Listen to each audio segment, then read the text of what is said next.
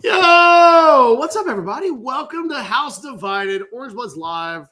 It's a Wednesday. I'm talking in fragments. I don't know what's up. I'm Jeff Ketchum. That is Chad Hastings. Got that beautiful Whataburger shirt on. Okay.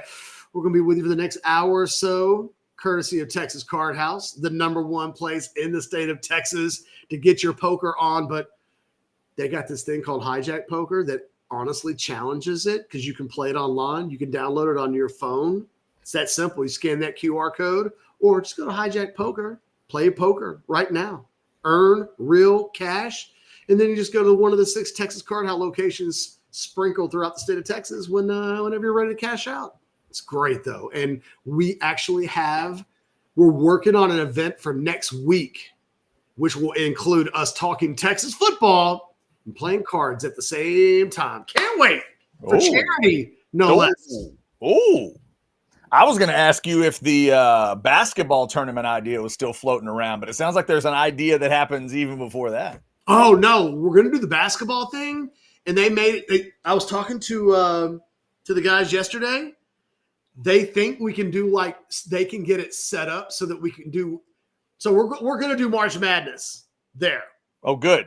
And Chad, we may not work on March Madness. We talking about Thursday and Friday? Yeah. Really? And he was saying that one of the things that we can do is they'll set up one-day tournament battles so that everybody can sign up and we can do a bracket battle where it's just one day only. Wow. And they're going to put the big TV just in quadrants, just 4 big quadrants? Just the way God intended it, Chad. Santa got my leg. Look, it'll be great if Texas is playing, but just everybody, we're weeks away. But Texas Card House Social, now, Chad, it's just a hangout for us. I told them we were giving them a freebie. Oh, I see. Okay. I told them, we just want to come hang out. Are you guys cool if we bring the party? And they're going to soup it up and make it great from there. But I'm excited to do a show today, man. We got a lot of recruiting stuff to get into. Like, comment, subscribe to the show. Jump into the Specs chat. Chatting it up. Yeah, real quick before you get cranked up, Catch. Michael says, come on, you lazy bums, like the damn video. We do agree with that. Like, subscribe, get your notifications. But also, we want to direct your attention to the new character on the show, the Orange Bloods QR code. It is there. Anytime you hear us discussing Orange Bloods, content that may be there, War Room, Sunday Pulpit, all that different stuff, it's going to be there the whole time. Get the QR code scanned, join orangebloods.com. You know you want to. You know you've been thinking about it. Get it done for you or dad or your mom or your sister or all of you. 4 subscriptions are better than 1. That's always been Catch's theory. And the thing is, it's a pain in the ass to subscribe. They got it like old school 2000, right? Not now. You scan that QR code, it takes care of it like that for you. It's as easy as the process could possibly be. So help us help you help you. I don't know. Yes. There you go. And Sandman, you're not wrong. Catch has not given his opinion on the Dwayne Akina hire. I have hot takes. That's on this show. That is on this show. I think we're going to start with recruiting first, but don't worry. You're going to get Catch's thoughts on Dwayne Akina. Don't worry. But I think we're going to start with the billboard of the show, which is a little more recruiting focused. Well, it's pretty difficult to have a recruiting conversation on the Texas side of things lately without a whole lot of Booby Feaster, a whole lot of Felix Ojo, a whole lot of John Turntine. Those names have kind of dominated the discussion the way that Michael Fasusi or DeCorian Moore or Jonah Williams was a year ago. And early on, I think, a number of things have happened. The first thing was that there was a real sense that John Turntine was going to be the number 1 prospect in the state of Texas for this class. Then Booby Feaster reclassified. Mm-hmm. And then it was like, okay, well, now you've added a 5-star from 2027 into the 2026 class. Is he number one? Is he number two? Like, what does that do to things? Similarly to when Quinn Ewers reclassified, and then it was like, oh, wait a minute, is Tommy Brockermeyer still my number one guy? And begrudgingly, the answer that year was yes. Yeah. Just real quick on Feaster, Catch, the reclassification, I still saw him rated up into the top 5 even after the reclassification. You would agree with that? Even after the reclassification, he needs to be at the top of the discussion. Sorry. I lost my train of thought in Brockermeyer. I was trying to bring you back from the Brockermeyer comment. The thing is, it's like, you ever go to a party and see someone do, or just out in public, doesn't even have to be a party, and you see them do some wild, crazy shit. You're like, that guy might be on heroin. And then like a week later, you just ignore it. You're like, hey, it's John. He's awesome. You should hire him. And then it's like, oh, it turned out he had a heroin habit. I was like, oh, I probably shouldn't have forgotten about that, huh? That's the way I always feel about Brockermeyer. It's like the guy had serious physical problems that ended his career early. And look, sorry for the little tangent here. I'm always talking about defeating confirmation bias. Sometimes that's your own. And sometimes you don't really learn lessons until you learn lessons the hard way. It's like, why didn't I knew better than to have Tommy Brockermeyer ranked number one. He had injury red flags. I ignored them. Why? Because I was so in love by the idea of if Tommy Brockermeyer could hit, we might be talking about the best left tackle prospect in the history of the state, that I ignored kind of some important things going on there. But nevertheless, that's not like Quinn Ewers was so great that I've lived to regret it.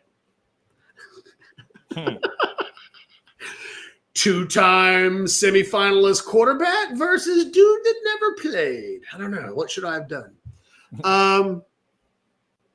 I think the battle for number one, and I had an offensive line coach email me last week and tell me, and I had this in the war room. He's like, you've got the wrong guy, number one. I currently have John Turntine ranked number one. Felix Ojo right now is the number one prospect in the state of Texas. I think he's better than Boobie Feaster. He's a better offensive line prospect than John Turntine, who I have to admit, God, and I don't think Cody Carpentier is in the chat today.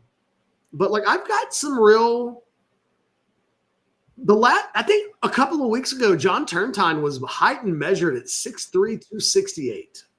Now, that's not a killer,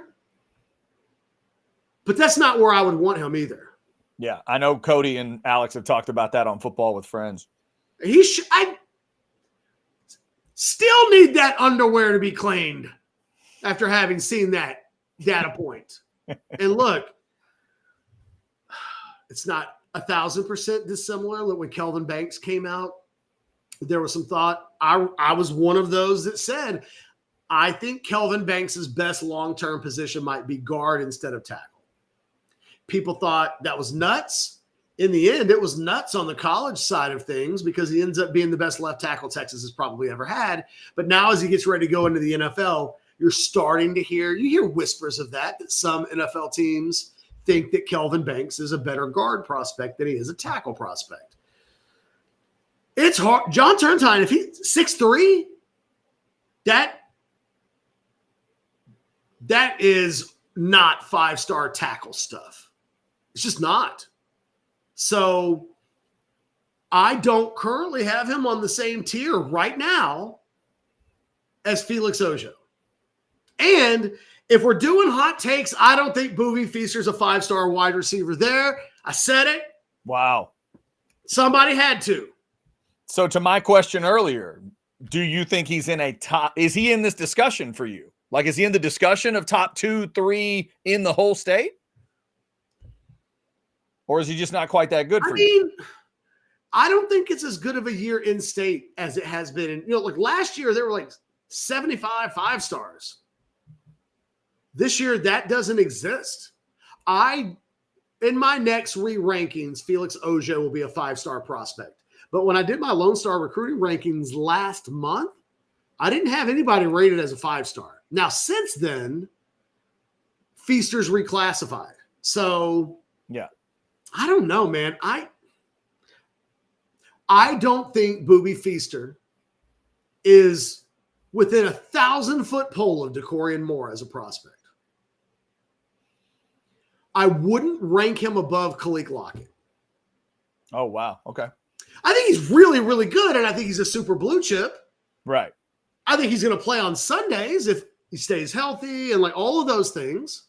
For you, even after the process runs its course, you think he's still a high 4 and not a 5-star. Correct.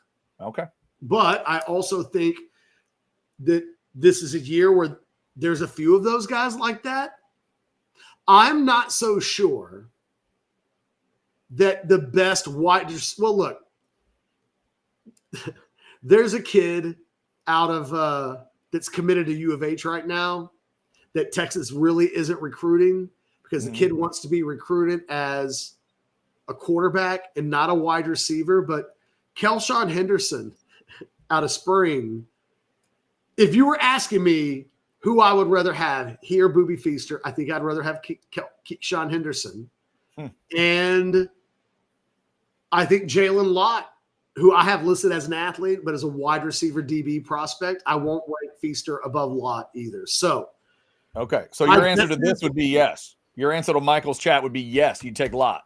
I think off the top of my head, my new top 5 in the state will look like this.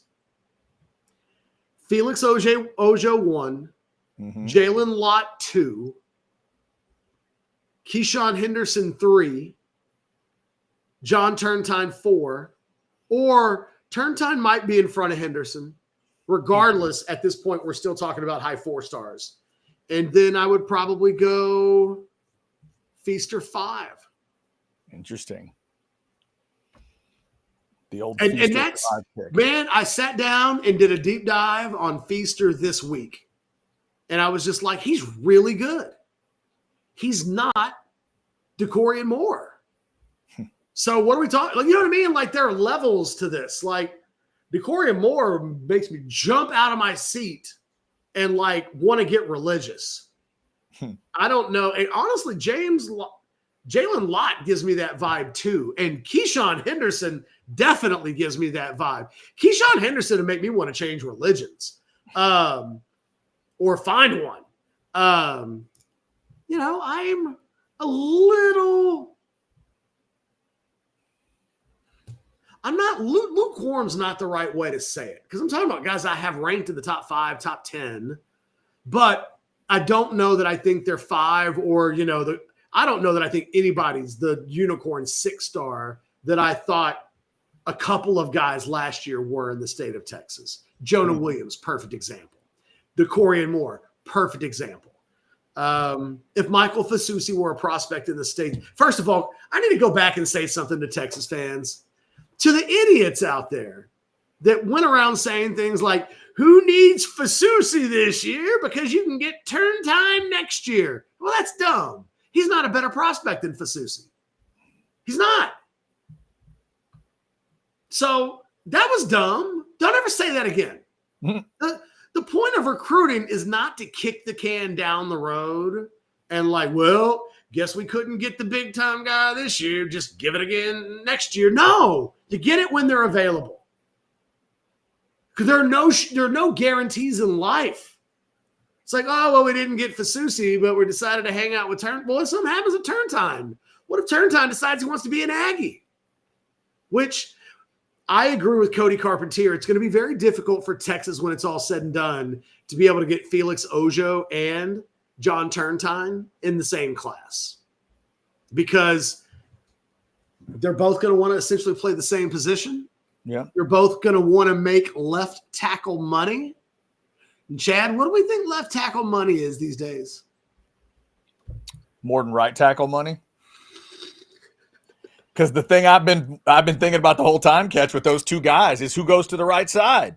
I've asked Jason Sukumel that question on a recruiting show. You and I've talked about it too. I'm like, okay. I don't look at John Turntine as a tackle right now. Like if they're both badass, I look at John Turntine right now as a positionless offensive lineman. I think he can probably play anywhere. Right. I now need to see how his body develops. But he probably thinks he's a badass left tackle, right? Yeah, well, again, the 6'3", 268 thing, it is a horrible, horrible data point. Yeah, that's not good. It's not a deal breaker. But I'm just going to tell you right now, the number of guys with that physical profile that go on to become All-Americans and like NFL high-level players, it's not high.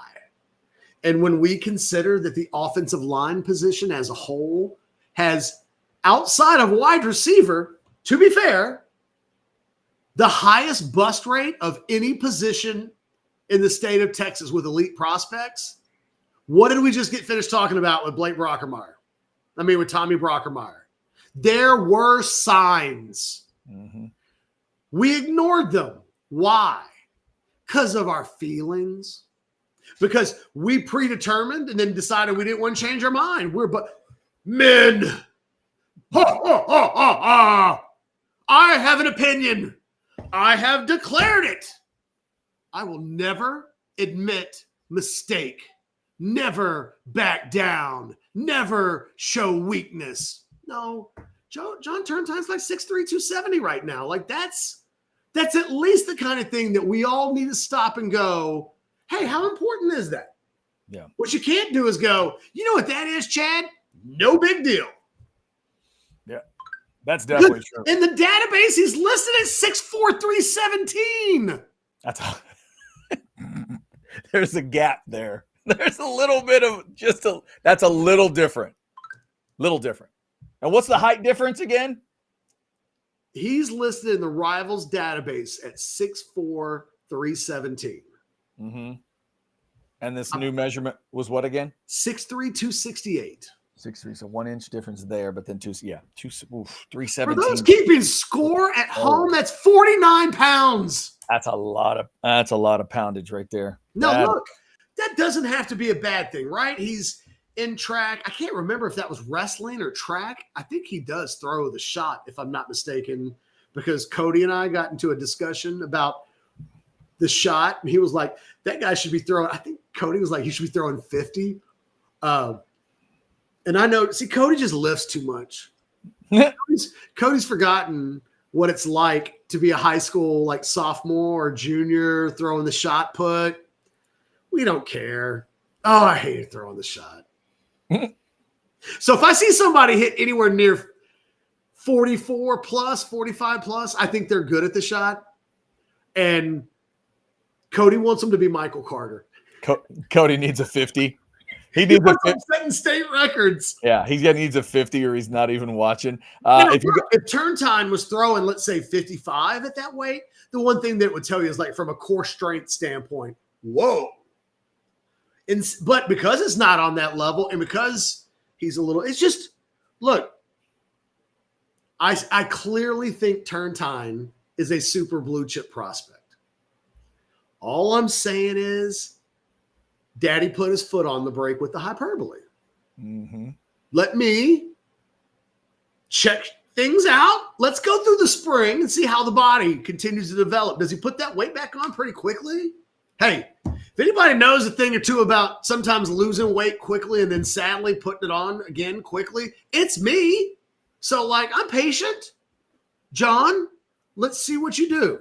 But when you look at Felix Ojo and you're talking about a guy who's 6'7", and who has a more natural left tackle body, you look at Felix Ojo, do you know what he kind of looks like right now? Trevor Gooseby. Oh, interesting. That's the it's funny that you said that. Michael earlier said, how would you compare Ojo to some of the other 5-star O-line prospects the last few years, like Fasusi, Rogers, Banks, etc.? All of those guys by the time they left were just a little more physically more mature and stout.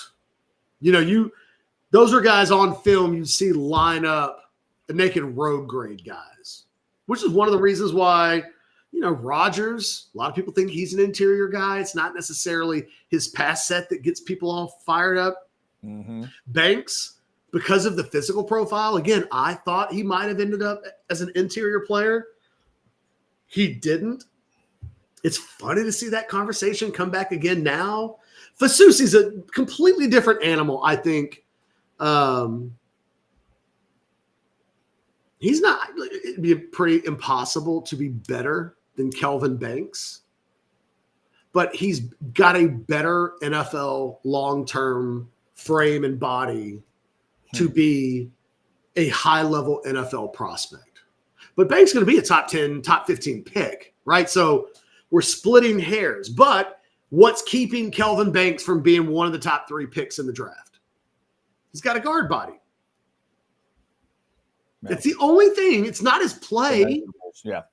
It's some people think he's got an interior body.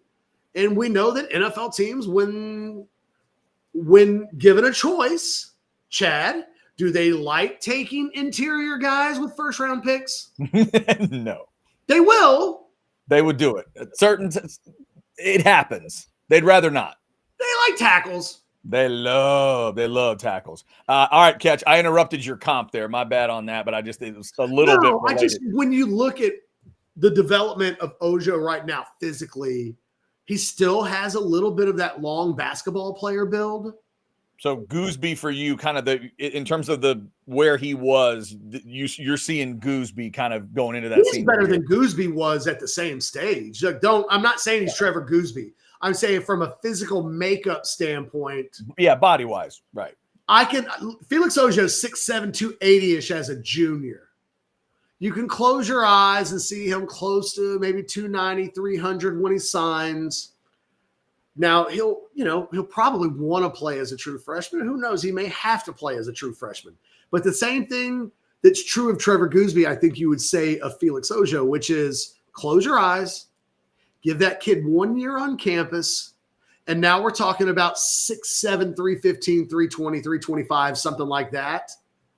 And now you've built the prototype. And whatever we want to say about John Turntine, that is not the prototype. That is not prototype left tackle size. And while I think he is a phenomenal football player, and I think that kid's going to play on Sundays, where he plays on Sundays, I'm not so sure. He's not a left tackle. And we have to stop doing the thing where I think we pretend that he is. James, I see your super chat. We are going to get right to it. That's how it works. It goes to the top of the list. Catch.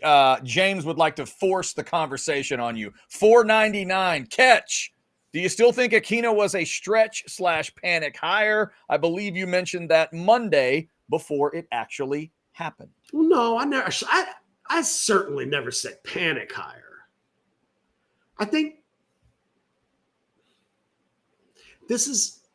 I have a lot of thoughts on this, and a lot of them are theoretical. Look, Dwayne Akina could literally go into a coma and teach defensive back play as well as anybody in the country.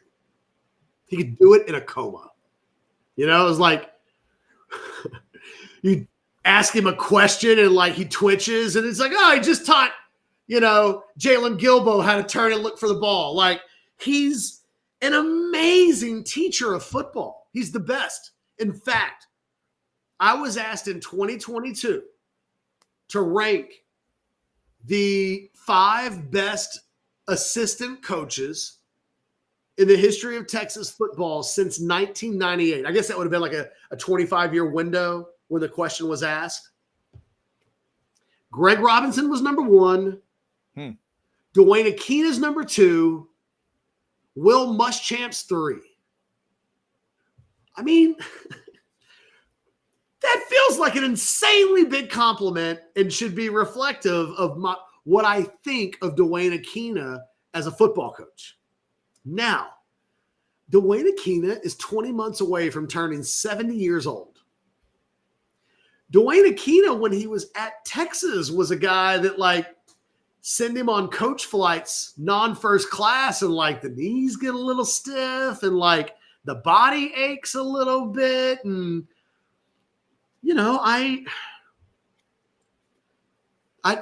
it's not a move for the long term. It is and what's funny about this, Chad, is we've had conversations about when Steve Sarkisian was being discussed as a possible NFL head coach. And I was like, look, I think the potential exists in the future. Keep an eye on what Sark does from a hire standpoint, because it might be a tip for how long is he really in this thing for? What are the most immediate goals? Mm-hmm. The most immediate goal is 2025 season. He did not hire Dwayne Akina for 2026 recruiting. He didn't hire Dwayne Akina for the 2026 season. He didn't hire Dwayne Akina for 2030. He hired Dwayne Akina because in 2025, I think he thinks that's the best way to quickly add a veteran presence in the secondary. You're talking about a guy that obviously this is a big vote of confidence for Johnny Nansen. In fact, I think it's pretty clear that if anything were to ever happen with Pete Kwiatkowski, that Johnny Nansen's going to be the defensive coordinator that would be the guy that would replace Kwiatkowski. And look, if Kwiatkowski never leaves, Nansen, I would imagine at some point will leave. But, they almost hired Akina a year ago as an analyst, having worked with Nansen after he came over from Arizona. I don't think it's the best hire they could make. I think he's the best coach they could possibly get to teach players in the 2025 season. And I wonder, and I'd love to get Steve Sarkisian in a media setting to answer this. Does he have to be listed as a recruiter? Because they got nickel coaches, they got all kinds of coaches these days. Well, we talked about the nickel guy earlier that already has a relationship with Sark, just made his way from analyst to that position. Is he the guy you send out? You have to name 10 that can go on the road. Right. But they now have 15 coaches. Yeah. And we've talked about the fact that there's 3 DB coaches. That's rare. I don't know that's a kind of a new thing. So would all 3 of those have to go on the road? The other day you told me yes, that all 3 of them would be in living rooms. But I would not ask Dwayne Akina to recruit. Really? Not if I want to keep him. Okay. That man is 68 years old, turning 69 in October.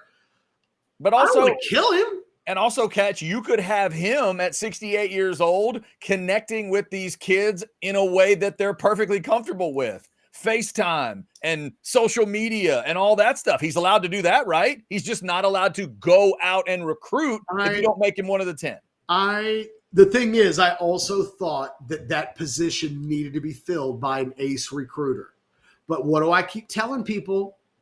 Steve Sarkisian doesn't give a fuck about what I think. He doesn't care what you think about recruiting. He thinks he's the only guy that matters. And I don't know that he's wrong. Steve Sarkisian is that staff's best recruiter. I think he's the best recruiting head coach in the country. We've seen it in other hires where he's not going out of his way to make that the principal part of the decision-making process. And it's worked out for him. He didn't hire Dwayne Akina to be a recruiter. It doesn't mean that I don't think they need one, but Sark clearly is emphasizing the on-field part the most. And in the short term, I don't know how you could have a problem with it.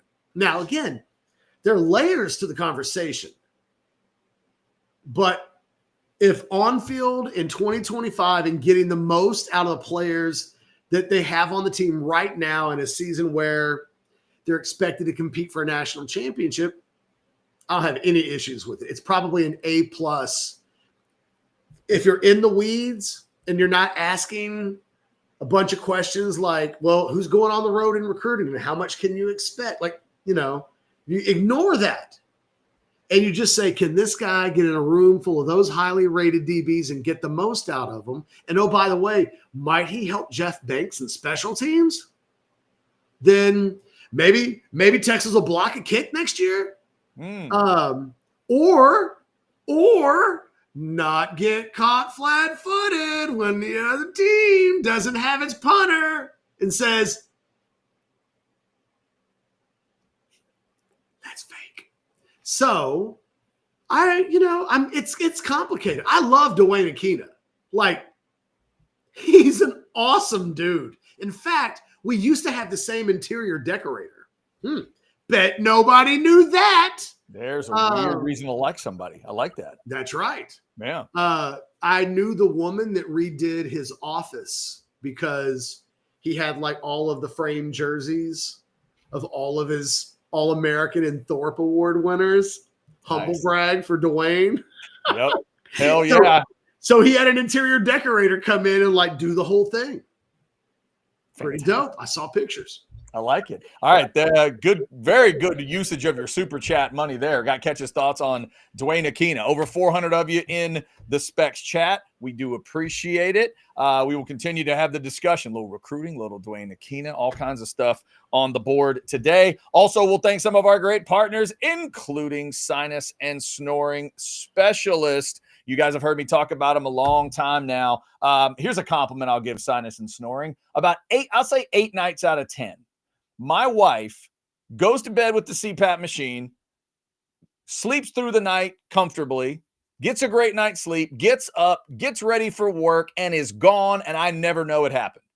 That's the compliment I'll give them. A, she's sleeping that well. B, the machine itself is so damn quiet. The machine we have in the room to make noise is way louder than the actual machine itself. There's so much cool technology out there right now with the sinus stuff and snoring stuff and sleep apnea treatments. Let them help you. Let them finally fix the stuff that's going on with you. 601-0303 or go to sinussnoringent.com. Sinus and Snoring Specialists. Feel clear, rested, and healthy. You get rid of those allergies for good, too. It's crazy allergy time right now. I need to address one comment in the chat. Yes. Text guy. That's not really how assistant coaches roll. Just so you know. First of all, text guy 2. Now, look, I don't mean to be facetious when I ask you this question. I do not have a private jet, but I do know a few people that do. In fact, I had somebody the day of the Michigan game try to lure me onto their private jet to fly me to Ann Arbor. Lure you? That's he was like, we're having a party. We're going to Ann Arbor. You should come join us. Dude, it's a good time. I've gotten a chance to do it one time, and it was phenomenal. I'd do it again. It's a hell of a way to travel. But to text guy, it's expensive. But hey, you know what? You know what, Catch? If I'm a blue blood fan like Tex Guy, I'd love to at least let Tex Guy believe that Texas is flying private jet all over the country. Texas is such a big deal that when their defensive back coaches need to hit the recruiting trail, they do it in private jet with one or two elite level flight attendants dressed to the nines, serving them champagne. Will you let them have that dream? I mean, and the other thing, I've said with Akina previously, you can always keep him at home. If you want Dwayne Akina to be one of your recruiters, you can just give him either the Austin or the San Antonio area. Dude, he's 68 years old. I know you guys want to keep saying things like, quit bringing up age. Age is a number. He's almost retired several times before. Like, he's at that age where things like, man, I don't know if I want to be flying up. I know college football coaches Yeah. When April and May roll around and it's like, oh, I got to go to California. I got to go hit Northern California and like get in a car and drive around and hit 25 high schools and try to sneak in around to golf. Like, I know what these guys do. Mm-hmm. You get to 69, 68, and you're trying to think of ways to preserve yourself. Yeah. This time last year, Dwayne Akina was coming to Texas to take an analyst position. He only went back to Arizona because they basically begged him. Yeah. And they basically said, yeah, we're screwed. Please don't leave us in a pinch. And Dwayne Akina was so loyal. He was like, yeah, man, I'll give you another year. But 12 months ago, he was willing to give up the recruiting stuff forever. Yeah, it's a great point. It's a great point. And look, the good news is I don't think you need – I guess the question would be this. And here would be the question if and when the next time we get Steve Sarkisian, in your mind. It's a good chat from Ed. I'm 55 and I want to retire. Yeah. And I bet Ed doesn't like his knees hurting. You know what I mean? Like if you've got bad knees, the last thing you want to do is be driving or flying places where your knees are all jacked up and bent up and hurting. I would love to ask Steve Sarkisian.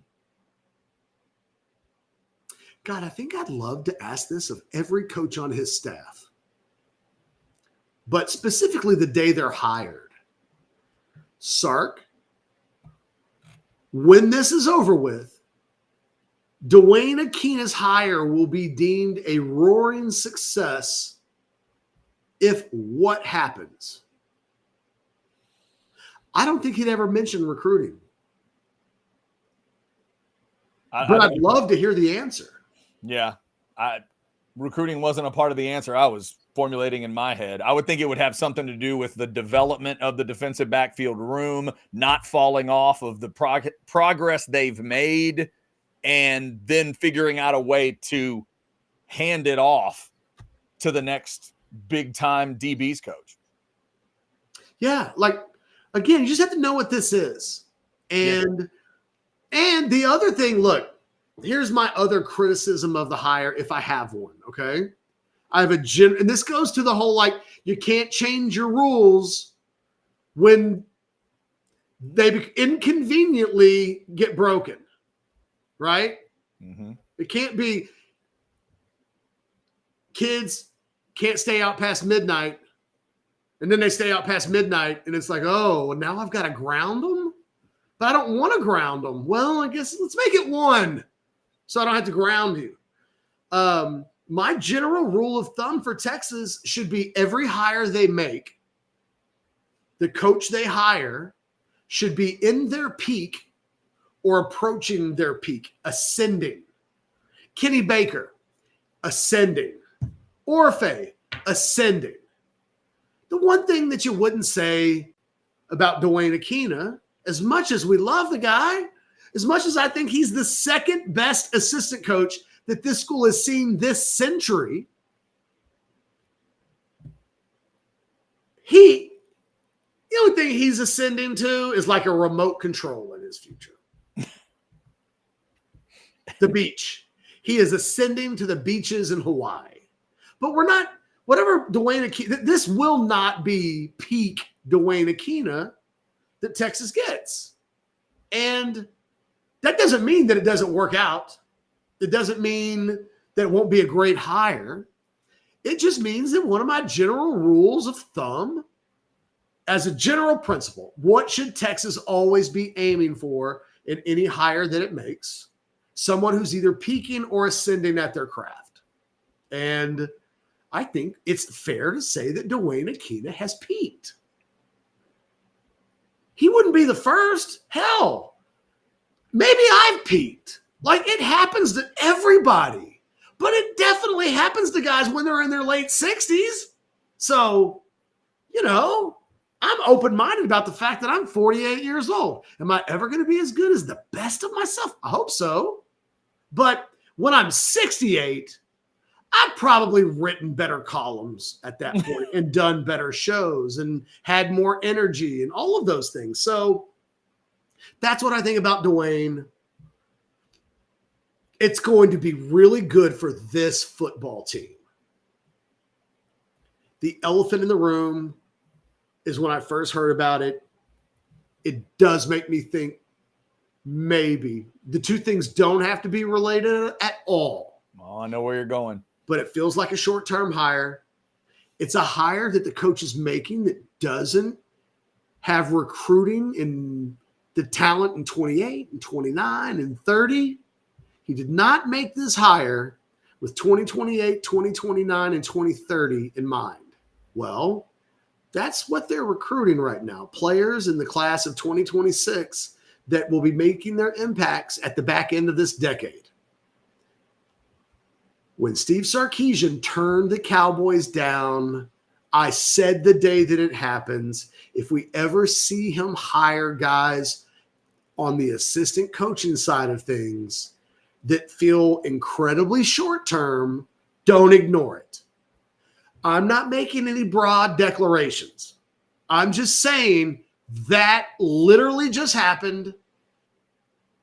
If in a couple of years, Texas wins a national championship and Steve Sarkisian and Arch Manning go off into the NFL together and people go, never saw that coming, I'm going to say, well, you can make a case that when he hired Dwayne Akina in 2025, it was an announcement that he's about right now, right here, 2025 in the immediate, and that nothing that happens down the road matters a hill of beans. If you want to jump in the chat, ATX Bates, I see your super chat. We will get to it. If you want to jump in there, almost 500 of you in there right now. We do. You know what, Chad? What's that? I know that's not a popular thing to say, but that's why you watch the show, because it needed to be said. Yeah, like, sure. That's if you want to watch a rah-rah show and only hear all of the reasons why Dwayne Akina will be great, there are other shows that you can watch and hear that. There's a lot to the Dwayne Akina conversation, and I'm only saying the Steve Sarkisian component of that is just a note we should all file away. No need to do anything with it. I'm not going to write some big column about it or anything like that. We didn't lead the show with, is Sark about to leave? Right? Like, it's not clickbait, any of this. It's honest commentary. And the honest commentary is, when the news happened, I thought, okay, he does not care right now about the end of the decade. And look, what have I been telling people even in war rooms? All they care about is 2025. All they care about is doing what Ohio State did last year, which is we're going all in. There's a feeling at Texas that Ohio State went all in 2024 and that they got rewarded for it. Yep. So Texas is trying to replicate that by screw NIL in 2026. Not that they're truly saying that, right? Like, they're not going to not plan on it, but the overall, and not 2027 and 2028 and all those things. Obviously, they can walk and chew gum, but the priority, the preference, all in on 2025. And, you know, when you've got that kind of an attitude, it's fair to ask why. Why all in on 2025? Well, and then if you just wanted to say, because that's when we have Arch, cool. But you'll feel the same way about Diabell in 2028, right? All in on 2028. So I don't know, No. bit peculiar, but I like the football part of it. I'm curious about the rest. And by the way, a little shout out for you from one of our favorite chatters. Vivek says, Catch always keeps it real. 100. That's why I appreciate this show. Thank you, Vivek. And Vivek knows now, like, I don't need to go running into the streets naked like a jaybird, like getting ready. No need to go take a trip to the state hospital for that hot take. Yeah. You just need to file that note away and go, yeah, I was curious. Let's see if that ever happens again. Is Akina a one-off here? Or Is the size of coaching staffs now such that you can even bring in a Dwayne Akina, make him your passing game coordinator, let him coach DBs, and then ask nothing of him as a recruiter? If that's what gets done, I really like the move at that point. Yeah. It's going to be that'll be really intriguing to see if they do that. And because we talked about that one on multiple levels. Somebody just put in the chat a second ago that how can you say the recruiting could slip? All three of them are going to be out there. There'll be 3 defensive backs coaches out there recruiting. It'll be great. It'll be really good. Maybe, but are all 3 of them going to be out there? That's the question I asked you the other day. Including Sark, you can only put 10 on the road. I know. Yeah, you got to figure out. You got to get the best people out there. Bates, we will get to yours, I promise. Also, speaking of somebody that's at their best, and you know what? They have been doing it a while. How about AV consultations? They've been doing it a while, since 1988. So they've seen all the changes, all the evolution, all the stuff going on with TVs and speakers and screen sizes and all of that. This is the place. 255-8678. They can get you that man room you've always wanted, the man cave, the family movie room, whatever it is. And like we've been talking about since the Super Bowl, if you went to a Super Bowl party that just dwarfed your TV, or if you realize your grandmother has a TV that dwarfs yours, your mom does, your dad does, you're the friend that you just can't have. It's like, I don't care what it is. Bill can't have a bigger TV than me. AV consultations will make sure you get a bigger, better screen and a much better setup than Bill has. 255-8678, unless Bill got his done at AV consultations, and then we can't guarantee that. 255-8678. It will be more updated, though. I promise you that. 255-8678 or avconsultations.com. Check them out. This would be that super chat taking us kind of to another topic, but ATX Bates $4.99. Are you hearing any details on how this OTA version of spring ball will go? OTAs over the summer? Probably not that far. I think we may have more on that in tonight's war room. I don't know. Tomorrow we have night the schedule. Well, oh God, yeah, it's Wednesday. Sorry. Yeah. Yes. There you go. But no, I have not really heard anything specific, but I know we're working on that. There you go. Bates, keep your eyes and ears peeled. Maybe in the next couple of days we get an answer to kind of what's going on there. Let's clean off some quick chats here. First off, Christopher wants to give some love to that Texas State baseball team. How about that upset? 7-3 in College Station last night, Catch. By the way, you and I are old enough now that Terrence Keel's kid is in the Aggie outfield, and if he didn't make that play, 2 more runs would have scored in the 9th, and Texas State really would have laid it on the Aggies. So congrats to the Bobcats beating the number 1 team in the country. Don't know that's going to hold. What's that? Didn't they lose to somebody on Sunday too? The Aggies? Yeah. I am not sure. You might they be lost right. to some scrub outfit. Like, I don't know. You might be right. Let's see. I know Texas fans have been taking great joy in pointing out that all the players returned, but they're losing because they're missing the one thing that maybe mattered the most. Right. That head coach, kind of important. And that is, speaking of head coaches, is that David Pierce at Texas State? Who is that? Is that who they got? Dude, are you asking me who the head baseball coach at Texas State is? You think I know that? I think it's David Pierce, isn't it? Is that half the time I don't know who's in my home. Dude, You're asking me who's the head baseball coach at I do ex-Texas baseball coaches similarly to I do to like ex-Texas football players. I got you. When they hit the portal, I'm interested for like 5 seconds. And then it's like, last I heard. Yeah, it's David Pierce. Look at that. Come on, David Pierce. David Pierce. David Pierce more popular right now and beating A&M yesterday than like the end of his tenure. Yeah, assistant to the head coach was his there. He is there, though. Yes. Wait. There you go. It says assistant to the head coach, if I'm reading this correctly. Head coach. Huh? Who's the head coach? All right, I'm going to Is find Ty that. still there? No. Stephen Trout. Stephen Trout, head coach. David Pierce, assistant to the head coach. There you go. And they have an assistant head coach. and 2 other assistants. There's a lot of assistants going on. Anyway, that group here's my thing. Beat the Aggies in College Station last night. You probably had the wrong guy in charge when his next job isn't head coach. Yeah, it might be fair, yeah. Like, don't have a guy that can't get another job. I mean, he'll get another job, but when you told me he was at Texas State, Chad, you could have given me 10 guesses. I would have guessed he was in charge of botany. Oh, he went back. He's a botany professor. I would have believed that before I would have believed that man is just assistant to the assistant regional manager. Mm-hmm. Yeah. Thank you for the clarification there, Rex. Yeah, because when somebody put that in the chat, they're like, "Hey, good for Pierce." I'm like, Pierce? Did he get that gig? Is he that guy? He's there. He's just yeah. There you go. Not quite that guy. There you go. This is not true, Rex. Dwayne Akina is not an assistant at Texas State baseball. That is not the case. That is not. But that's about as far south. Let him go to San Antonio.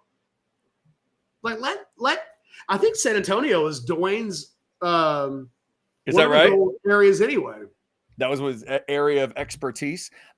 Before we leave the topic, Oscar wants to spend $4.99 on the super chat. Thank you, Oscar. Chad, are you of the thinking that the Aggies were held back by Schloss and that now that they have the guy who everyone loved, they'll be even better? No. Yeah, Chad. Yeah, Chad, answer this one. Thank you, Oscar, for this easy setup. I feel like I'm taking BP. No, I am not of that thinking. No. Oscar, come on, man. Come on, Oscar. Back to the earlier discussion, Catch. Jamie filled us in earlier. Turntine is on record saying he purposely lost weight a year ago. He can easily add good weight back. Just wants us to know that. Thanks, Jamie. Hang on. Let's see if we get that face close up. There's that face. I kind of thought that would create that face. Thank you, Jamie. Appreciate you. Sometimes we just need your help. How about this one, Catch, to your number one discussion? Catch, is Ojo a better prospect than Fasusi long-term? I don't want to say that just yet. But they're close. I think Texas fans in the end poo-pooed Fasusi because it would hurt too much not to. Like he really is, from a left tackle prospect, that's the guy that you wanted to get. And it could be that Felix Ojo ends up being that kind of a guy, but right now my eye of Fasusi is what just finished at the end of his senior season, and Ojo is, in the offseason of his junior season. It's I need more time. We're comparing guys that aren't quite yet seniors to seniors past, and I would not say that yet. Speaking of, you used the word close a second ago, Catch. Just to reiterate, you got Ojo on top of the list right now in Texas. And I think you said Jalen Lott would be your number 2. Is that correct? Yeah, I love Jalen Lott. What kind of gap are we talking about between Ojo and Lott in your head? It's minimal. Neck and neck. Yeah, I could flip them and not lose sleep. Gotcha. Okay. Just if you're asking, is Jalen Lott under consideration for the number 1 player in the state? Sure. Yes, he's absolutely. Right. Okay. Fair enough. Thank y'all for all those chats. There was one other I wanted to clean up because I just love the wording. Esrone says, I've been reading OB since the whole Ryan Perilloux jazz. For the record, if you're trying to start like a death metal band, Ryan Perilloux Jazz would be an awesome name for it. Now you'd have to have a certain crowd come see you, but that's a great name. It was 20 years ago, man. That's a long, it feels like 50. The Ryan Perilloux days. Hold on. I'm just curious. I do not know the answer to this. And I don't think it happened in February. Just hold on. I'm just out of curiosity. I'm looking up the date that Ryan Perilloux committed to Texas. I'm just curious. Right. I'm going to have to – because you're saying 20 years. You're saying 20 years ago. Was he 2006 class, or he's in the 2005 class? So he would have committed in 2004. So yeah, okay. I guess 20 years ago this month was when Ryan Perilloux signed with LSU and Colt McCoy signed with Texas. Wow. I'll never forget we had Ryan Perilloux. It was a big deal, the number one player in the country. Signs with LSU, flips to Texas on signing day. And Texas fans were so mad. They demanded that I take Ryan Perilloux off the front page and put Colt McCoy on the front page. Wow. Because he wanted to be a Longhorn. And did you? Sure, guys, we want Sony subscriptions today. Whatever you want. Whatever. The irony that Colt ends up being Colt is just, God, his dad calls me that day, February 2nd, 2005. Hey, Jeff, Brad McCoy here.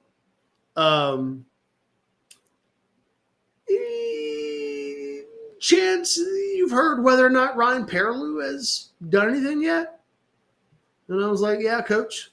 He signed with LSU. Huh. Good to know. And then Colt went and signed with Texas. And then later that day, and this is why you guys can't be mad at me when I sometimes get a little in my feelings about Mac. Later that day, Mac is doing his National Signing Day review. And I can't remember if there was construction going on on the 8th floor of Belmont or the 9th floor of Belmont. I guess it would be the 9th floor. But that particular day, they didn't do the podium thing like they always do. They took us to the other side. And then they had they put a bunch of round circle tables together. Okay.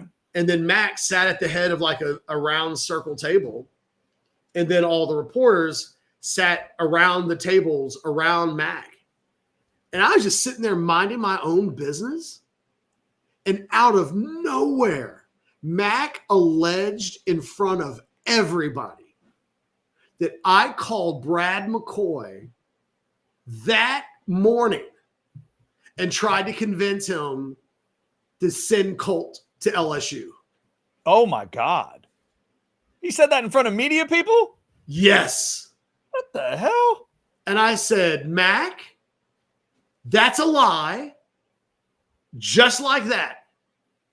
I said, Brad McCoy called me this morning asking whether or not Ryan Perilloux had signed with Texas or not. I told him that he signed with LSU. That was the end of the conversation. And I bowed up in front of Mac, in front of everybody. I was like, and if you want to do this, let's do it. Let's talk about everything that I know. And because I was like, how dare you in front of all these people just flat out lie? And then he was like, oh, maybe I misheard. Fucking asshole. Yeah, you misheard, you liar. But that happened. There it is. I'm just excited that somebody sent us Ryan Perilloux jazz because we wouldn't have got that story without Ryan Perilloux jazz. Well done. Can you imagine that? Were you there that day for that? I would not have been there that day because I would have been dealing with an afternoon show. I'm still like a new guy in the media. I'd only been credentialed for a couple of years.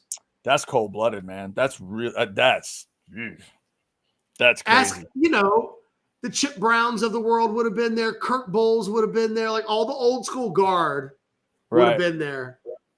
He said it in front of all of them. And it was like, Mac, if you really believe that, why am I here? Why am I not being escorted out of the building? Because you made that up. You lied on me in front of everybody. For what purpose? To make some weird point?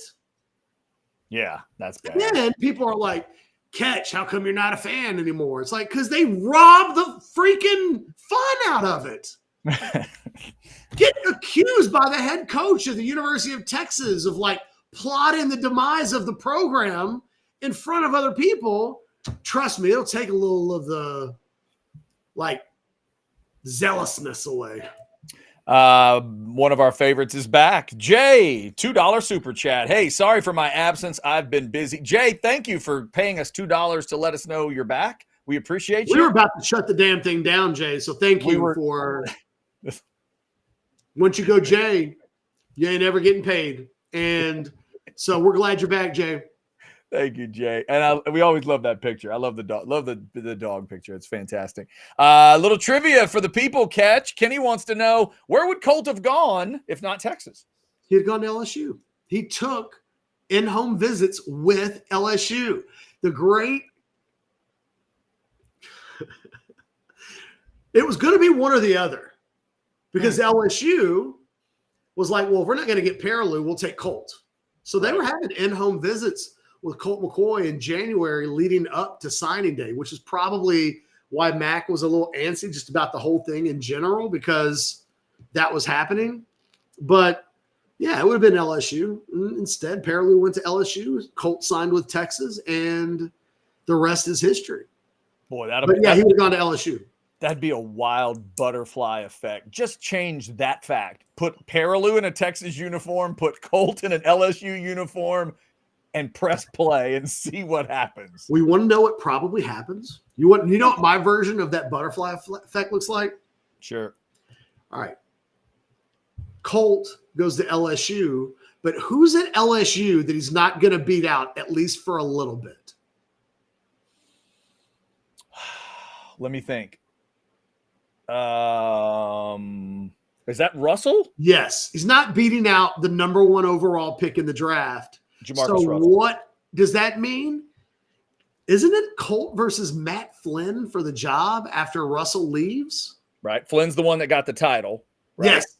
Yeah. So I think Colt might still play for a national championship. And maybe he wins one. Maybe. Yeah. But he does. Now, here's the butterfly effect for Texas. Vince is the quarterback in 2005, right? So Texas wins its national championship. They go into 2006, and Perillou's on campus. He's the starter. But Perilloux can't stay out of trouble. And Ramont is still on the team. Oh, wow. Now that, whoo! Like, I just don't know that, like, Ryan Perilloux would have ever had a chance. Yeah. And so, like, Ryan Perilloux doesn't make it. Ryan doesn't last any longer at Texas than he lasts at LSU. Right. Which opens the door for Jevin Sneed? No, because Sneed's in 2006. And Sneed's not going to follow Russell. Or, not Russell, but Perilloux at that point. Now, if Perilloux flunks out of school or does whatever in such a short amount of time that it does open the door up for Jevin Sneed, then yes, it's possible that Jevin Sneed just becomes the quarterback for the rest of the decade. And I don't know what that means.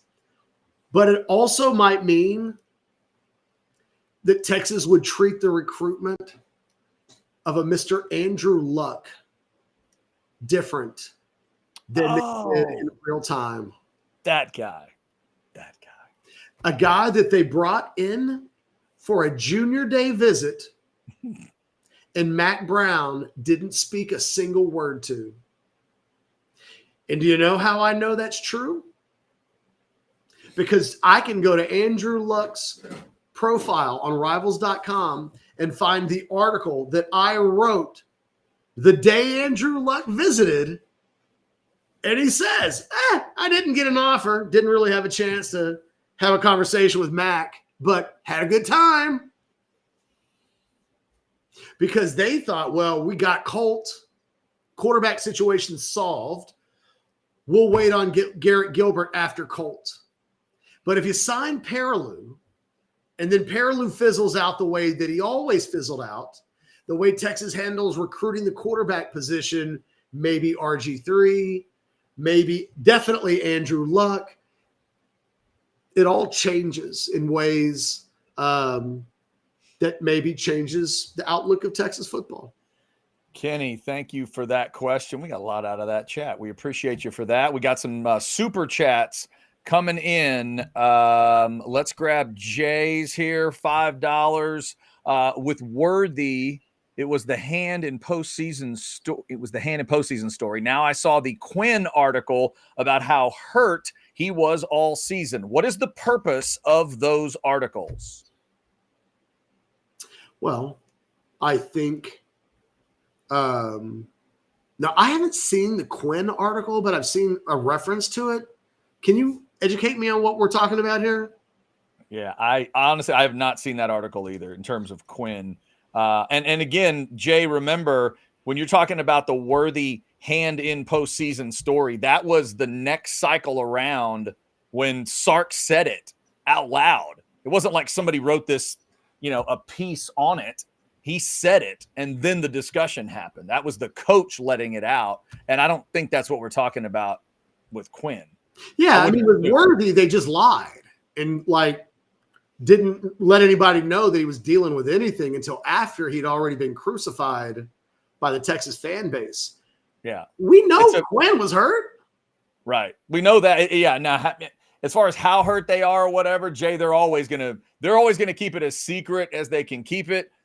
It's that old school mentality. You just don't give up an excuse. The purpose of these articles now, Jay, is Quinn's trying to make excuses leading up to the NFL Combine for why he didn't play as well. Oh my God, you guys have no idea how badly I was hurt. Well, because people want explanations for why didn't you play great. And look, if he can combine catch the idea of remember me against Michigan, there was hurt between that point and today, and then in a couple of days, I'm gonna show y'all what healthy version looks like. That's what can get him climbing draft board. Jay, I'll be quite honest with you. It's the fact that he was hurt all season. It's one of my big problems with Quinn. He's hurt all the time. Yeah. I know that comes across as an alibi for some. It's an indictment for me. And it will be for NFL people too, Catch. They would, that whole best ability is availability. Man, they live by that stuff. Can't have a quarterback who's not available. Right. It is the one position where, there are other positions where you're like, whenever a guy gets hurt, sometimes you can justify well, you know what? Let him come back in December. His legs are rested. He's 100% for the home stretch. All that matters is the playoffs. They don't say that about quarterbacks. You need them every week. You do. Look at the one that's the best right now. What's one of the things that Patrick Mahomes is known for? You can damn near snap him in half on a play, and somehow he'll finish that game. That's just what he's done. Yeah. And that's not what Quinn has shown so far. He's got to show the good part this week, but you're right. Moving forward, he's got to show that he can shake that thing. That he can shake the injury bug, injury story. Where do you think he gets drafted? I think after Saturday, he's got a shot to creep up to that number 3 spot. I really do. I don't buy it. I think he can creep into the number 3 quarterback spot because I know the guys that are competing against him. And in that setting, I think Quinn may end up looking better than the guys he needs to. Than a couple key guys. He gets hurt, and I think his arm strength is overrated.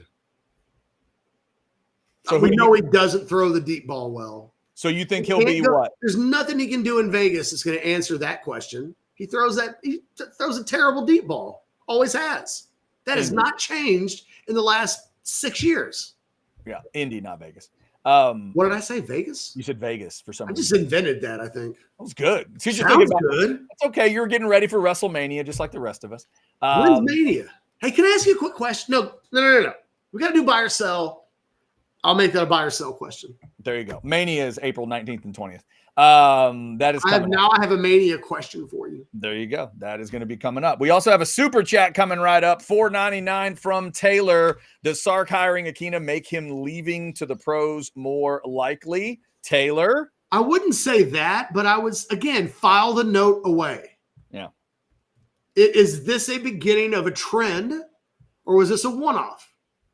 I mentioned weeks ago, this is the kind of thing to keep an eye on after a coach turns away an NFL job And I mentioned, do we think we see Sark make moves that are for the rest of the decade, or do we think we see Sark make moves for a 2-year window with Arch Manning? Yep. I mean, Dwayne Akina is a 2-year window move with Arch Manning. Taylor, thank you for that super chat. We appreciate it. We also appreciate damn near 600 of you in that Specs chat. Don't forget, Specs has a wine sale going on. Go get a bottle. With hundreds of wines on sale, Specs is turning these aisles into the ultimate love story. Uncork something special during Specs' huge wine sale going on now. Specs, the fun starts here.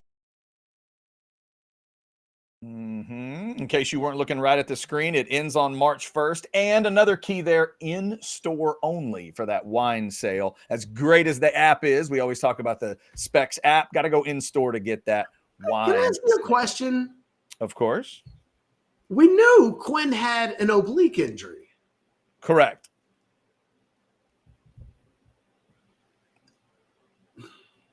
What do people think an oblique injury is? Because, like, the word torn is being used with the oblique. Okay. And it was comboed with, what was it? It was oblique, and then what was the other one? We had the collarbone. Collarbone. Okay. It was those That's two. what the first thing was. Okay. So it was those two in a combo. Yeah, I think it's just like, that's what I mean. The thing is, it's not like tearing your ACL. You know, like an oblique tear might be something, you know, it's not like, I don't know. I think it's a word. Like, that's what the injury was when it happened. Well, it's also, it's rough, Catch, because the way fans look at it and coaches and players, they're all going to look at it a little differently. When fans look at it, it's, if you're going to play, we're assuming, we know everybody's not 100%, but I think fans assume if you're going to play, that the coach and the player would tell us, I'm good enough to go. I am not, there's no excuse to this. I'm playing. So when it comes back months later, I don't know. I think some fans get a little weird on those. Well, they should, because he was given every opportunity to let us know. Steve Sarkisian defiantly said physical issues had nothing to do with Quinn Ewers' play. Exactly. Repeatedly, over and over. And not only did he deny that there were any physical issues, and remember that the first time he said it, Quinn was like, he was like, oh, well, I am dealing with some stuff, just so you know. And then Sark's, yeah. No, put on that. Well, yeah. You know, Texas fans don't want to hear that. But we've also now had enough of Sark to know it's kind of one of his things with injuries. Right. And he's not the first coach. It is going to happen again. Not the first coach, and he won't be the last. Lots of coaches do that stuff, man. Mac did some of that stuff. I mean, there's a lot of that where coaches will keep it, and then it gets out later, and you're just thinking, well, that really wasn't what was best for the player, was it? That doesn't really put the player in the best light if you're now letting us know, oh, yeah, he was really hurt. You didn't know that? What they would have you believe with Xavier Worthy is if they'd been honest with us, some DB in a game would have pulled like a professional wrestling move and like grabbed his arm and like, yes. Somebody would have pulled out like a hammer and like, right. Bobby Heenan comes out of nowhere and like breaks the cast. Hey man, good to see you. Hope we have a great. That's what they're saying. They're like, I know. No, it's a competitive advantage. They know he's hurt. They'll go after him. Well, they got to catch his ass first. Yeah. Well, and again, it's also that balancing act of, is he hurt to the point where he needs to be, you need to think about replacing him? That answer was just never a yes for Sark. He didn't replace him with Arch that one time because of an injury. He did it because of whatever it was. We wanted to give him a chance to clear his head and all that stuff. But there was never a moment where he would have told us it was injury. But now when you see torn, you see a tear story right now, that's going to freak a fan out and think, okay, well, if it was torn, then why wasn't the backup quarterback, especially that one, in the game?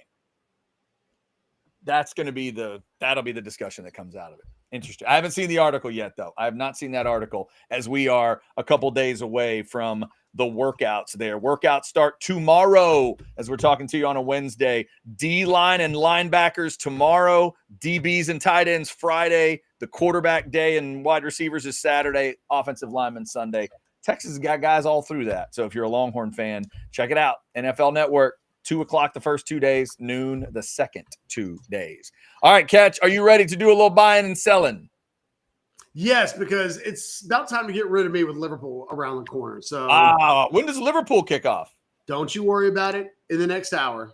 In the next hour. Okay, wow, I don't even get to know. If I give you a time, you're going to think that that's the time to aim for, and that's not the way I choose. No, that's not why I was asking. I just wanted to know. Will you want to go first or second? I'll go second.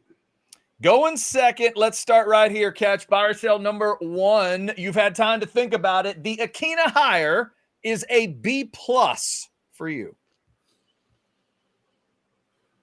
So I would need to break the hire down by kind of elements. It's too nuanced to just, I think, give a grade. I will continue to maintain that on the field in 2025, I think it's an A+. Beyond that, I have a hard time giving it anything close to those kind of high remarks. Fair enough. Catch, buy or sell number 2. Diana Taurasi is retiring after a 20-year career. She's the best women's basketball player you've ever seen.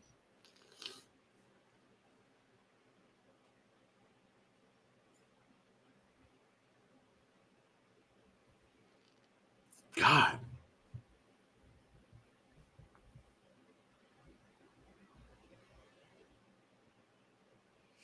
So, okay, I'll go Cheryl Swoops. Cheryl, somebody I thought of in the discussion. I think mine would be Taurasi, but man, Swoops at her best was unbelievable. By the way, Catch, or Cheryl Miller. Cheryl Miller, that's a good one. Diana Taurasi, the 3 back-to-backs in college, 3 titles in the WNBA. This is the part I didn't know. 7 Russian League titles, 6 European titles. She got 13 titles across the pond. I don't even know what that means. Like how I don't know how impressed I'm supposed to be by that. I just didn't even know it happened, but there you go. So all kinds of stuff. Diana Taurasi, happy retirement. Catch, staying with basketball, buy or sell number 3. You watched a little Luka versus the Mavs last night. The whole thing still freaks you out. Sell. I didn't watch the second. Okay. Sorry. Yeah, I didn't know watch what was going on until afterwards. Thank God I'm the same way. If I'd known, I might have tortured myself and watched a little bit. Catch number 4. Speaking of the Mavs, Rolando Blackman is 66 years old today. You can name the college. Notre Dame? It is not Notre Dame. The hint I will give you is Big 12. Kansas State? There you go. Kansas State is absolutely correct. Happy birthday to Rolando. When I really became aware of the Mavs, it was Brad Davis, Mark Aguirre, Rolando Blackman. Those were the 3 guys. How about that? I'm actually pretty proud of myself on my first Big 12 guest to get the rare, exclusive, hidden Kansas State option. There you go. Rolando Blackman, kids. K-State. He was awesome. Been a long time since I've had a Rolando Blackman basketball card in my hand, so I pulled that one from back in the day. Love Ro Blackman. All right, Catch. And finally, I am weirdly proud of this one. Let's see what you do with it. Buy or sell number 5. Jackie Gleason and Johnny Cash share a birthday today. If you could go back and hang with one of them for a day in their prime, you'd pick Cash. Midnight to midnight, you're right there for everything. I'll go by. I don't know what I would even do with Jackie Gleason. I don't know anything that, as much as I love Jackie Gleason, especially late era Jackie Gleason, like post television Jackie Gleason, I've never done a deep dive on his life.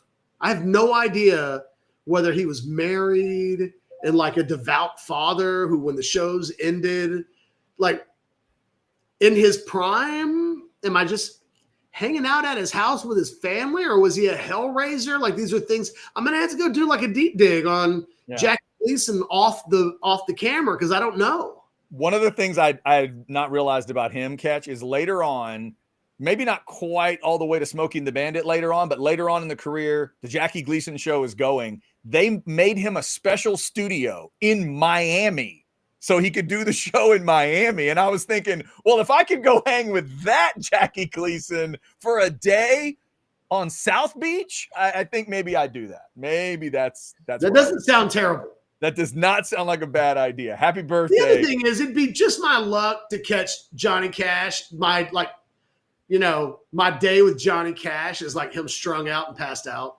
See, I thought of that too. I was going to maybe guarantee, if you'd said that, I would have said, I'll guarantee you consciousness. I mean, not sobriety, but consciousness. No, conscious, like he's awake. I'll give you the wakened. Let's assume they're both awake. I think that's probably fair. Happy birthday to both of those greats. I got my day with Johnny. I showed up and he's passed out on the porch. I sat there, tried to sober him up. My 24 hours expired. I went home. Hey, but only good news is I left before I would have had to clean up vomit. Thank y'all for the day. See ya. All right, I'm done. What do you got? Buy or sell number 1. When it was all said and done, the Luka experience from last night wasn't as bad as you thought it would be.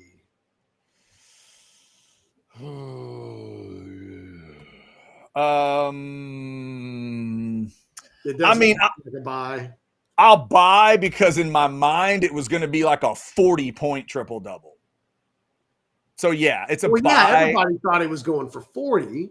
It's a buy, I guess, in terms of that. But I'm not going to tell you. Well, first off, I'm so excited I didn't know it was happening. I'd put that date out of my brain effectively, and I had to watch just highlights, so that was good. But yeah, I didn't want to have to sit through all that. But yeah, in my mind, I thought it was going to be like a 40, 10, and 10 kind of a thing. And these numbers I'm seeing, how the Lakers have improved since he got there, and they're like 7-2. And I know there's some positive stuff on the Mavs side too. It still just freaks me out. I'm still not near close to dealing with it. Buy or sell number 2, the NFLPA came out with their annual survey of evaluating the workplace in NFL franchises. Mm-hmm. Miami and Minnesota were given the top 2 grades from the players with regards to like workplace environment. Okay. The bottom 5, Cardinals, Patriots, Browns, Jets, Steelers. Wow. Of that list, you're shocked that the Pittsburgh Steelers, as voted by their own players, have one of the 5 worst workplace environments in the NFL. Easily buy. Capital B, buy. I was waiting for you to say Cincinnati because they've always been legendarily bad. I was not shocked you said Cleveland. In a way, I wasn't shocked. Damn, the Bengals didn't even make the list. They did. And then I'm not shocked. In a way, not shocked you said the Patriots because they're trying to come out of Belichick and new time. They're trying to. But the Steelers? Yeah, that's the kind of thing that my wife will add to her. Isn't it about time we get rid of Mike Tomlin? She'll add that to the list because she's in that category of Steelers fans wondering if it's time. That's the kind of thing that would at least needs to blink at that franchise a little bit. I'm not going to blame that on Mike Tomlin, but come on. You're the Pittsburgh Steelers. You're not supposed to be bottom 5 in that ever. Buy or sell number 3. I saw a video, I think, from SmackDown earlier this morning where The Rock is asking Cody Rhodes to be his champion. I started to watch the clip, which is too damn long. Buy or sell. You can explain to me what the hell this means. Sell. I can't specifically explain it to you because The Rock didn't do a good enough job explaining it to you. But here's the brief version. He showed up in the ring. He said, "I want you to be my champion." And then Cody kind of referenced the belt, and The Rock's like, no, not that. And then he walks up to him and he kind of pokes at his heart and he says, "I want your soul." And then it's like, "Give me the answer on SmackDown next week," or whatever. And he leaves the ring. It was thoroughly confusing. The Rock was so confusing that night. He spent half the time making the crowd love him, and then he'd rip him. It was the weirdest thing. He went heel to babyface like that, and then back. and then back. And then he asked Cody for his soul, and then he left the ring, and Cody looked confused, and then the crowd was confused. So no, I can't fully tell you what they mean because they haven't told us. Like, I think we all know what we think it means. It means you're going to be my guy. You're going to be in my pocket. You do whatever I want, blah, blah, blah. And if I tell thought you The Rock was hurt or something and that he wanted him to be his champion in a match. No, see, yeah, and if that's what it was, again, he didn't explain that clearly. They haven't explained exactly what he means. I'm assuming it's just a power thing, and like down the road, if he says you have to give that, if you're my champion and I tell you to give that belt back to Roman, you just do it. And if I tell you to, I think that's where it's headed. But dude, right now, when The Rock gets in the ring, it gets highly confusing. The crowd can't figure out if they love him or hate him. The pop is still really big, but then it just gets weird. It's weird when The Rock's involved. They've done it now, WrestleMania time, a couple years. They need to be clearer with what they're doing. Buy or sell number 4 in The Sopranos. Adriana should have just got the hell out of Dodge a long time ago. Wow. I have watched. Like, why did she hang in? I think I started season 1 of The Sopranos. I got a couple episodes in. I think that's it. So I can't answer your question. It's a series I have not finished. I've finished some of the best. I've gotten through some of the best. That's one I've just never made it all the way through. Sorry. I know. It's disappointing. It's disappointing to me as well. I enjoyed what I saw too. I just haven't been back to it and, gotten through it. How many seasons do I have to get through on The Sopranos? Like 10? Get through? Is that what we're doing? I didn't mean it like that. I meant you have to get through. How many seasons of The Gift of The Sopranos? I'm gifted. I don't know. I never counted. I was just glad we had them until we had them. Excellent. It's very good. I hear it's a great show. My dad watched it, loves it. Doc Hastings loves him some Can Sopranos. you stop talking? You're not Sure. making this better. Can I just stop talking? You're like, my dog watched it, but like, You are not the first person to ask that question. Can you stop talking? And finally, I say no to all of you, but yeah. Well, you all keep it asking. makes sense why you would. You're like, no, I cannot stop talking. No, in this particular case, I can. Don't ask a question you don't want the real answer to. That's right. Exactly. And finally, buy or sell number 5. It's a game of hotter than X-Men style, Mystique style. Mm-hmm. Rebecca Romijn, significantly hotter than Jennifer Lawrence. Ooh, significantly. We're talking about in this role. Prime on prime. In that role, though. Yes. As Mystique. Significantly hotter. They're both beautiful women, and it's kind of the same thing. It's, give me Rebecca Romijn. She's the only one because, wow. I think there's a wow quality to both of them, but I'm going to buy. There's a little something extra special to Rebecca Romijn's performance. The makeup is kind of cool in both cases. They both do a good job with the eyes, but there's something a little special about Rebecca. So I'll buy. J-Law does like to let the puppies flow, though. She let them bad boys out and bark. She's great. No, yeah, they're both great. But I will, because we're talking about a superhero, movie kind of a thing. If you were a woman, you'd let someone paint your body and you'd walk around naked, wouldn't you?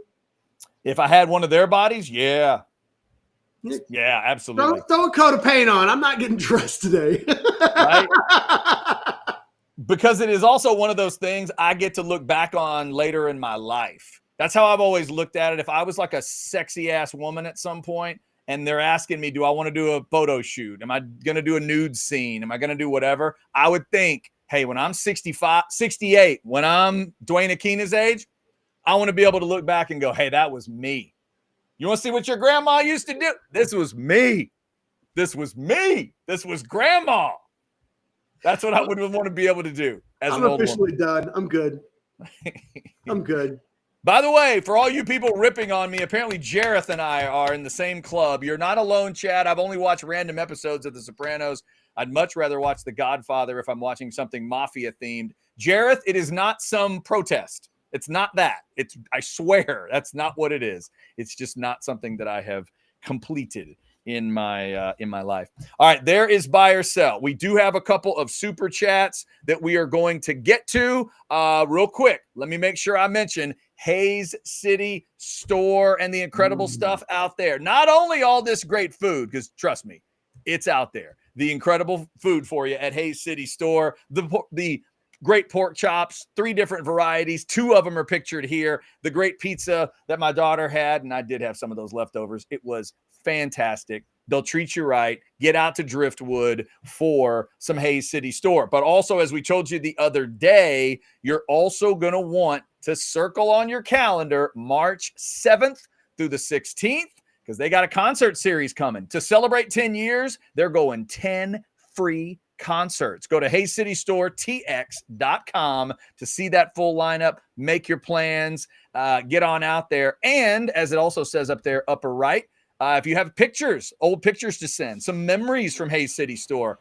send them to 10 years at HayesCityStoreTX.com. You can check out Vallejo or the Derailers or Ian Moore or Mickey and the Motor Cars or LC Rocks or all of them. It's like a greatest hits of old school Austin badasses. A lot of good stuff. Yeah, a lot of good bands that are coming. So please make sure you get that done. If you were going to pick one and only one, which of those acts would you absolutely? I know you're going to. It can't be LC Rocks because your wife. Right. If it's me and I'm the one deciding, I'm either going to go see Dale Watson or Ian Moore. Because I dig both of them. Haven't seen either in a little while. Haven't seen Dale in a long time, and I haven't seen Ian in a couple years. So it'd be one of those two. What about you? The vibe of, how do you say her name? Anime Rose? Anime Rose, yeah.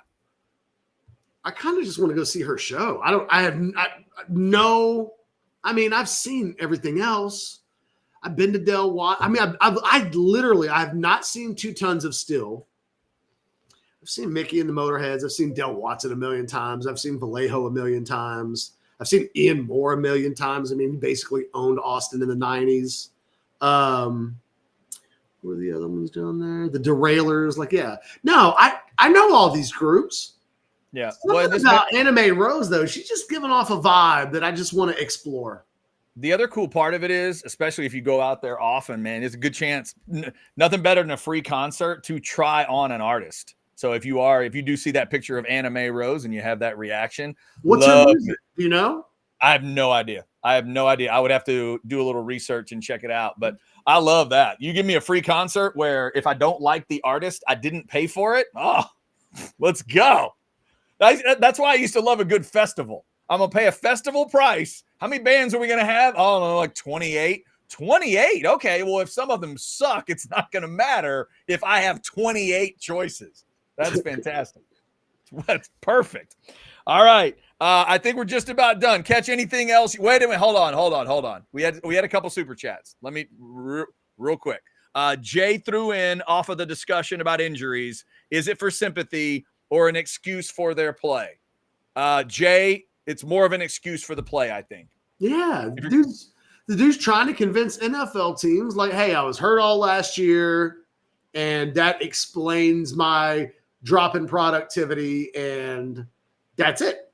Yeah. Simple But to the way you phrase it all the time, Catch, I think this is an appropriate usage of that phrasing.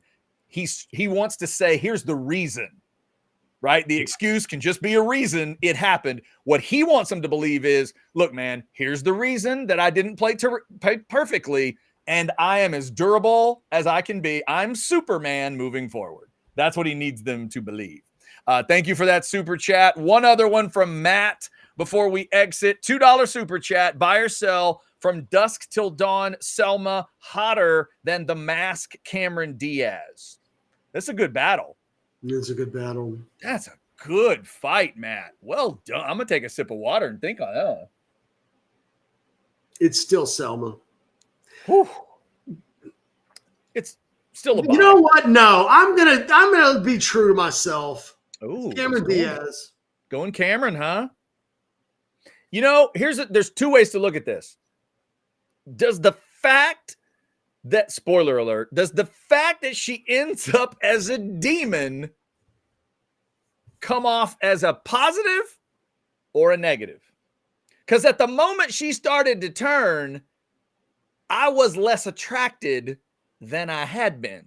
There's not a moment in The Mask where I'm not attracted to Cameron Diaz.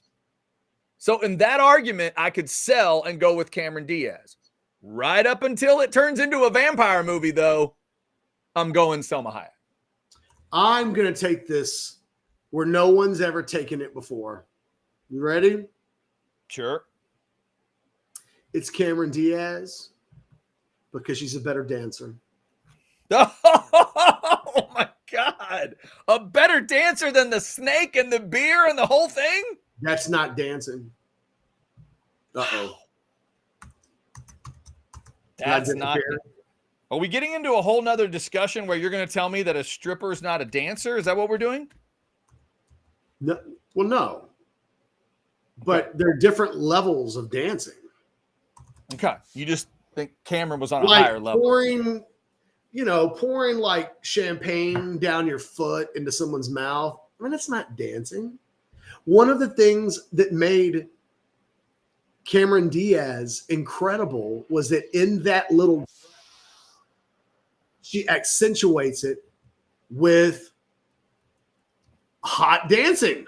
With the dance. That's a scene I have not seen in a while. And that little outfit, that scene in the movie is outfit. That is, I mean, I'm just letting you know right now. The outfit, like, there's more hiding. Cameron's not showing as much, which makes it even sexier. Oh, interesting. Okay. She's got that skirt on, and it's so low. You're halfway peeking to see if there's anything underneath there you can see, and yet you can't. She's got legs. The thing that she doesn't have the big old boobs. And if you're a boob guy, you're just going to disagree with me. But Matt, if you're like who is like a bottle of sexual TNT? Never mind. Just no. I'm like, I'm gonna go Cameron Diaz on this one. You did. Good argument too, Matt. You got all your $2 there out of that super chat. That's well done and a good fight. That's a good fight because it's a perfect imagery for both. To go to that particular movie in each case. All right. Thank y'all for liking, subscribing, and getting your notifications. Remember, like on the way out if you didn't like on the way in. Football with Friends this evening at 6. They're at the Combine getting you all that great content. Outsiders tonight at 8:30. Chance Mock might have a thought or two on Dwayne Akina. He was on a team that contained Dwayne Akina as a coach after all. He'll tell some Dwayne Akina stories tonight. Plus, who are your favorite Texas DBs of all time? The Mach 5 Top 5 hits that topic tonight. Tomorrow, it's the old-fashioned at 9 a.m. Thank you all for supporting us here at Orange Bloods Live. Until tomorrow at noon, we'll hit you with a Thursday edition tomorrow. Y'all take care. Liverpool beat Newcastle. Get those 3 points. Go Liverpool, and make sure you go to that new QR code there and join Orange Bloods right now. Freeze the screen, scan the code, it's way over there. Oh, sorry, it's over there. Over there. Go get it done. Go get that done right now. Y'all take care.